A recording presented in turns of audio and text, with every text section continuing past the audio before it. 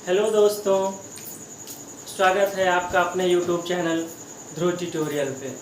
We are going to teach you grammar topic names noun.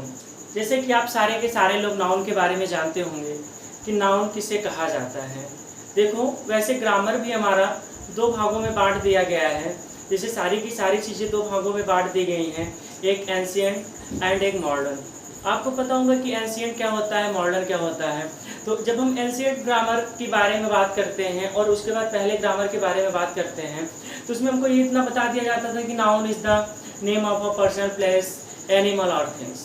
लेकिन अब जितनी भी किताबें इंग्लिश मीडियम से रिलेटेड और हिंदी मीडियम से रिलेटेड जितने भी इंग्लिश के बुक होते हैं, सारे के सारे बुक में ये बता दिया जाता है कि ऐसा नहीं है कि noun is the name of the person, place, animal और थिंग्स।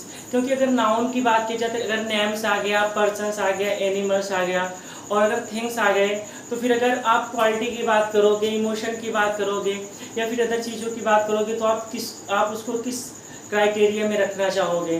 तो फिर उसमें हमको जोड़ दिया जाता है कि noun is the name of a person, animals, उसके बाद उसमें क्वालिटी, इमोशन, स्टेट, 7 चीज़ों को हम एक्स्ट्रा चीज़ों को हम उसमें ज्वाइन करते हैं। तो देखिए, सबसे पहले मैं आपको बताना चाहूँगा, जैसे कि मैंने यहाँ पे टॉपिक पे लिखा है, सबसे पहले मैंने यहाँ पे लिखा है नाउन। तो वास्तव में नाउन होता क्या है, जब हिंदी में हम लोग जानेंगे कि नाउन क्या होता है। तो noun is the name of a person, animals और अ थिंग। तो वैसे सिंपली अगर हम जानना चाहेंगे नाउन की डिफिनेशन, अगर हम सिंपली जानना चाहेंगे तो सीधे हम ये भी कह सकते हैं कि किसी भी नाम को हम नाउन कह देते हैं। दुनिया का कोई भी नाम होगा वो नाउन होगा। जैसे मैंने यहाँ पे लिखा है नाउन्स, लेकिन ये जल्दी कोई बताता नहीं है। मैंने यहाँ पे टॉपिक दे दिया है कि नाउन एंड नाउन फ्रेज। और जैसे अगर कह दिया जाए कि नाउन यूज कहाँ पे होगा, नाउन का यूज होता कहाँ पे है, तो स्पेशली नाउन किसी एक स्थान पे तो यूज नहीं होगा। क्योंकि कोई भी नाउन अगर हम बोलना चाहेंगे या किसी भी नाउन के बारे में अगर हम बताना चाहेंगे तो किसी न किसी सेंटेंस में उसका यूज होगा। तो वो जब सेंटेंस में यूज होगा और अगर सेंटेंस से उसको अलग कर दिया जाए तो उसको हम क्या बोल देते हैं, उसको हम फ्रेज बोल देते हैं। और फ्रेज का मतलब ये होता है वाक्यांश। और वाक्यांश जैसे उसके अर्थ से हमको ये क्लियर हो रहा है, अर्थ से हमको ये स्पष्ट हो रहा है कि किसी वाक्य के अंश को ही हम वाक्यांश बोल सकते हैं। तो सेम उसी प्रकार से हमारा नाउन, ठीक उसी प्रकार से हमारा नाउन भी होता है। जैसे मैंने देखो यहाँ पे लिखा है कि सबसे पहले नाउन के बारे में जानेंगे, फिर उसके नाउन फ्रेज के बारे में जानेंगे। देखो क्या होता है कि a noun is often called a noun phrase. देखो, एक नाउन जो होता है ना, उसी को सिंपली हम नाउन फ्रेज कह देते हैं। जैसे अ noun phrase can be a single word noun. तो अगर सिंपली है, एक वर्ड्स में एक सेंटेंस में अगर बहुत सारे वर्ड्स प्रयोग में आए हुए हैं, तो ऐसा नहीं कि सारे के सारे आप नाम का यूज कर दोगे। तो एक सिंगल वर्ड भी उसमें से नाउन हो सकता है। जैसे मैंने एग्जाम्पल में लिखा है कि टीचर्स लव देयर पीपल्स। जैसे मैंने यहाँ पे लिखा टीचर्स लव देयर पीपल्स। तो बच्चे जो होते हैं,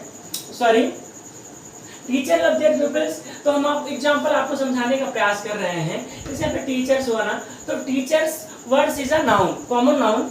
और लव देयर पीपल्स, तो इसको अगर हटा दिया जाए तो आप इसको किस में रखोगे, ये फ्रेज हुआ ना, ये पूरा का पूरा तो हमारा एक वाक्य हो गया।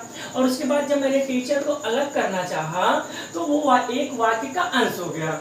सेम उसी प्रकार से मैंने थोड़ा सा डिफिनेशन और आगे पढ़ाया है और मैंने लिखा है कि but a noun phrase is usually longer than single word. लेकिन ऐसा नहीं कि केवल एक ही वाक्य में आप उसको रखोगे, वो एक वाक्य से ज्यादा भी हो सकता है, एक वर्ड से, एक शब्द से वो ज्यादा भी हो सकता है। जैसे मैंने भी longer then a single word because it consist of an adjective और a determiner plus a noun. मतलब नाउन में या तो हम डिटरमाइनर जोड़ देते हैं, ऐड कर देते हैं, या तो किसी एडजेक्टिव का प्रयोग कर देते हैं। मतलब उसका यूज तो होता है, अलग ढंग से होता है, बट वो रखा किस श्रेणी में रखा जाएगा, वो नाउन की ही श्रेणी में रखा जाता है, किसी दूसरी श्रेणी में उसको नहीं रखते। जैसे एग्जाम्पल के लिए मैंने आपको समझा दिया। मैंने यहाँ पे लिखा कि एडजेक्टिव और a determiner plus a noun. जैसे मैंने यहाँ पे लिखा कि a good teacher loves his peoples. मतलब टीचर के सामने देखो क्या होता है, चाहे एडजेक्टिव या डिटरमाइनर अगर आप कुछ भी यूज करते हो तो हमें एक साइन दे देता है, ये हमें संकेत करता है ना कि उसके बाद कोई ना कोई नाउन जरूर आएगा। तो वही चीजें इसमें भी बता रहा है कि अ गुड टीचर, एक अच्छा टीचर जो होता है, लव्स हिज प्यूपिल्स। तो ये गुड हमारा क्या है, हमको पता है कि किसी की क्वालिटी बताई जाए, किसी के बारे में कुछ कहा जाए, नाउन के बारे में, तो वो सीधे सीधे एडजेक्टिव हो जाता है। तो हमारा एडजेक्टिव है और हमारा डिटरमाइनर, मतलब ये कंफर्म कर दे रहा है कि हाँ एक ही टीचर है। तो अ good teacher loves his pupils, और तो ये होता है जिसे आप सिंगल, हमने यहाँ पे बताया था ना कि more than a single words हो सकता है। तो जैसे अ गुड टीचर क्या हो गया, more than a single word है, तो ये पूरा का पूरा हमारा किसके अंतर्गत आ जाएगा, ये पूरा का पूरा हमारा नाउन है। समझ में आया?